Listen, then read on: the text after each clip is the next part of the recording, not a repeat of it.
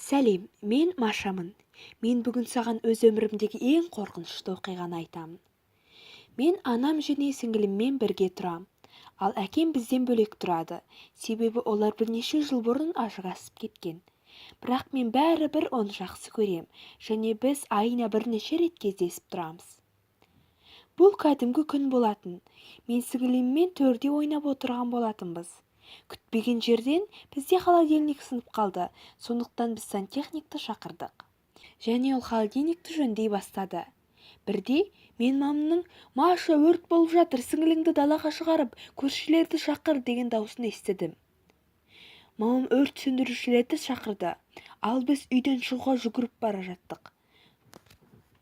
Сол кезде мен әкеме хабарластым. Ол тез келетіндігін айтты. Мен көршілердің есігін қаға бастадым, бірақ ешкім есік ашпады.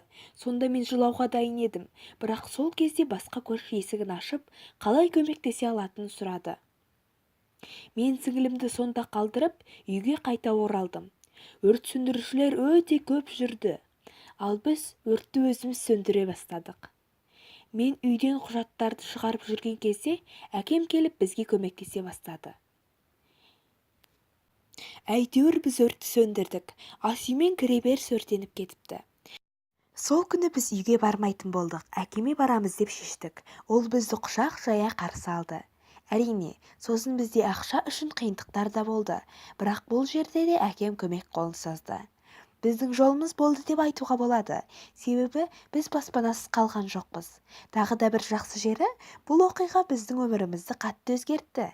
Әкем біздің үйге жиі келе бастады, және мүмкін бүгде олар қайтадан бірге тұруды шешетін шығар, татуласып кететін шығар деген ой бар менде.